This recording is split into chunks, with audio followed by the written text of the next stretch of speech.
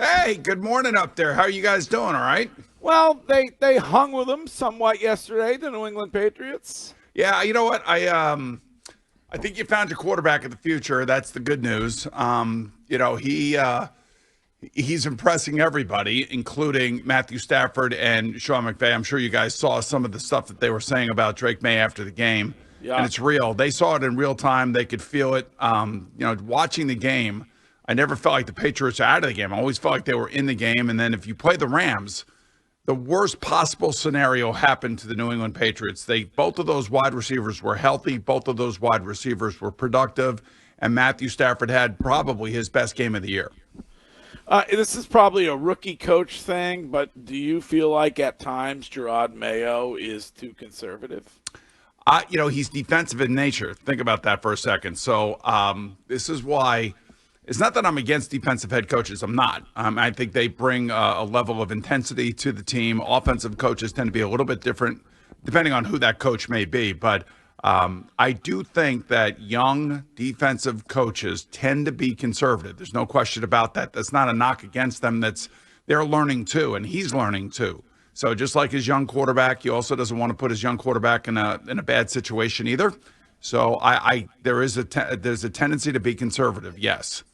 Boomer, when you look at yesterday's game, clearly the Rams show you what it's like to have two top-tier receivers. In New England, Drake Maye needs a guy. It's pathetic when you start to look at the talent he's surrounded with and just how desperate of a need of a wide receiver he is. Well, Kendrick Bourne, wasn't bad yesterday, I didn't think. And again, you're playing with a rookie quarterback who's experienced a lot of the stuff for the first time. And some rookies handle it better than others, like Bo Nix threw 4 touchdowns yesterday against an Atlanta team that basically gave up in the middle of the game. But I would say that it's only going to get better for him. He'll make other players better. I can tell that he has that in him, that he is going to elevate the players around him. So I'm sure that they will be looking for a wide receiver this offseason. T. Higgins would be a good target in free agency, I think. If you watched him last night with the Bengals, you could see that he's a top-end wide receiver. I'm sure that you can draft a wide receiver second, third round and get a top-end player as well. I think that's what they've tried to do over the last few years. But, there's no question. Now comes the hard part. I should say the harder or the easier of the hard parts. And the first part is the quarterback. You got that guy. Now you got to get the team around him. And by the way, finally an offensive line that actually had 2 games in a row back to back, and maybe that helped as well. Boomer, when it comes to that final interception for Drake, he said he and Demario Douglas weren't on the same page. Do you put that blame more on Drake or more on Demario? I think it's more on Drake. It's his decision, but it's a learning experience, Courtney. I know people get tired of hearing me saying this, but these kids are realizing things for the first time. They don't realize how good the athletes are in the secondary, how smart they are, how they dupe you into doing things, and they have to learn, and they have to deal through failure before success, I think.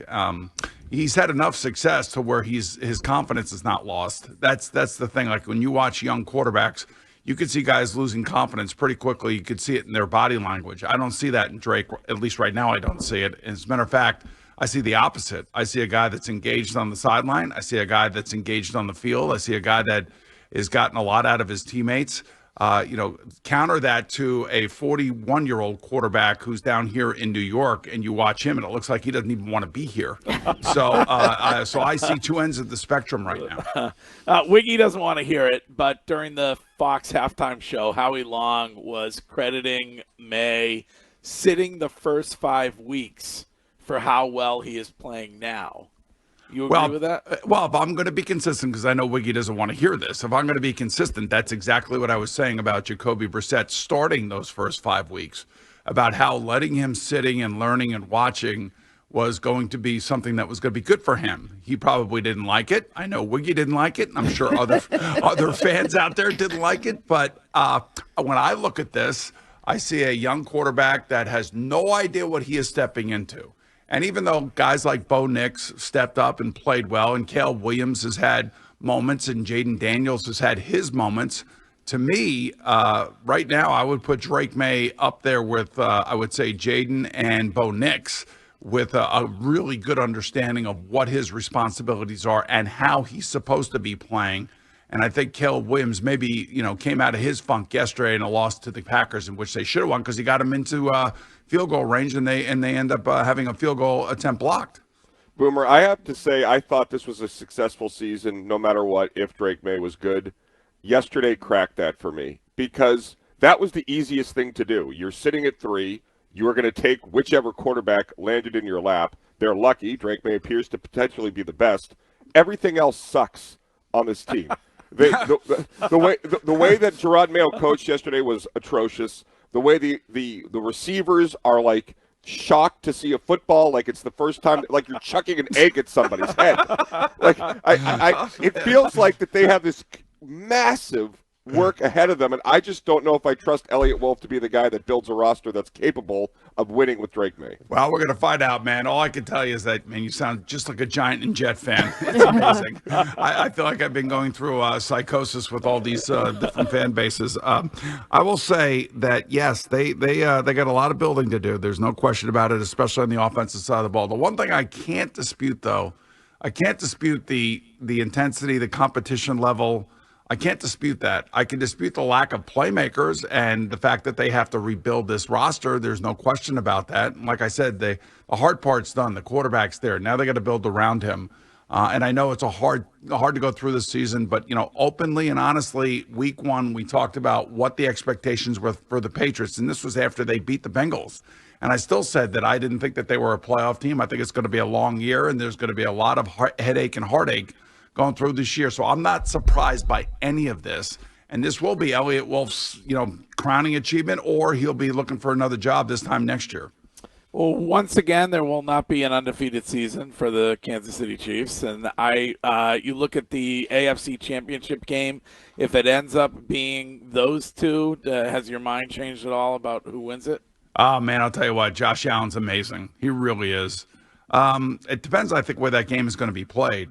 Now, Patrick wins in the playoffs. Josh wins in the regular season when these two teams meet.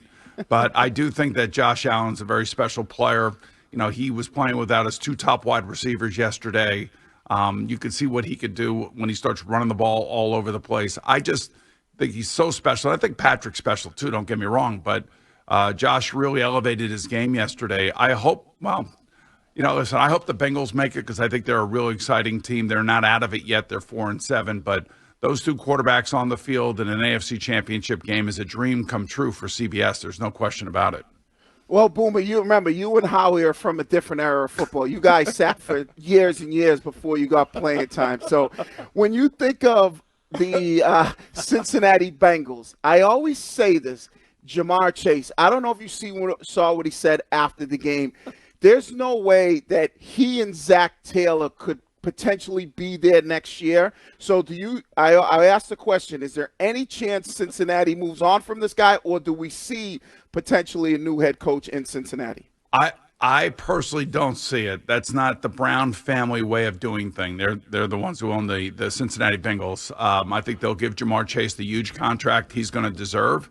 I think T. Higgins is going to move on via free agency because they won't play both wide receivers.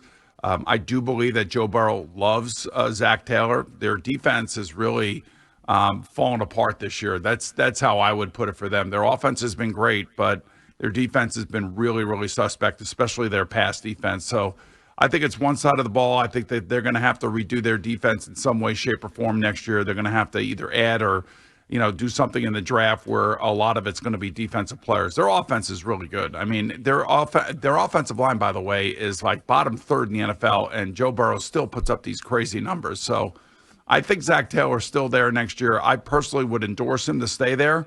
I just think their defense has been a disaster. Question of the week for Boomer Esiason, brought to you by McFarland Energy, the region's most dependable provider of home heating oil delivery and expert HVAC services. Find them at McFarlandEnergy.com. Does Doug Pederson survive the day? And if not, due to his relationship with the GM, if the GM survives, is that a Bill Belichick destination? You know what? Shad Khan is a big money guy. They're building a new stadium down there. I could see him going any which way. It wouldn't surprise me if Doug ended up losing his job today. I mean, that was a disgrace yesterday. And I know that they were playing with their backup quarterback, and Mac Jones was horrendous. And Detroit steamrolling everybody, by the way, so that wasn't surprising. But I would not, if you told me today that Shad Khan decided Doug Pederson and or Trent Baalke are out, it would not surprise me at all. Can I just ask a blanket question? Because what's going on with the kickers across the league, especially the AFC North? Is it a talent thing? It feels like kickers are just not what they used to be. Well, Chris Boswell kicked 6 field goals yesterday, and that was a hell of a game between the Steelers and the Ravens. And Evan McPherson was terrible at the end of the game for the Bengals. He had an opportunity to get them, obviously they could have won the game had he made a couple of his field goals, but I don't know. It's a weird thing, Courtney. I think it just goes, it's cyclical. The one thing I will say, a lot of these kickers are booming 50-yard or more kicks like with regularity now, which we didn't see that back in the day. It was maybe 1 or 2 kickers across the league that can hit those kicks. Now it seems like every team has a guy that can actually hit a 55 or 60-yarder to win the game. Except for New England. Yeah. Well, you guys had for 20 years. You guys had everything, man. 20 years. You had the coach, the quarterback, the kickers. You had defensive Hall of Famers. You had everything, and now all of a sudden you're all complaining after 3 years. I was just gonna end with this simple one. Where do you think the Brady Mahomes battle is today? It's been something that percolated on local radio here in Boston last week. Obviously, Mahomes has 3. How many titles do you think Mahomes needs to actually be in the conversation as the potential GOAT at quarterback? I mean, if we're going to do that, I would say at least 3 more.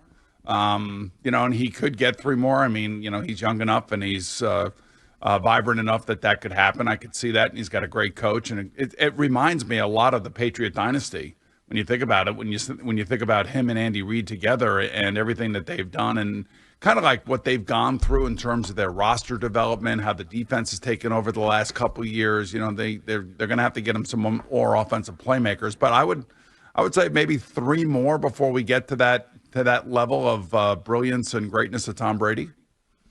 Boomer, as always, great having you on.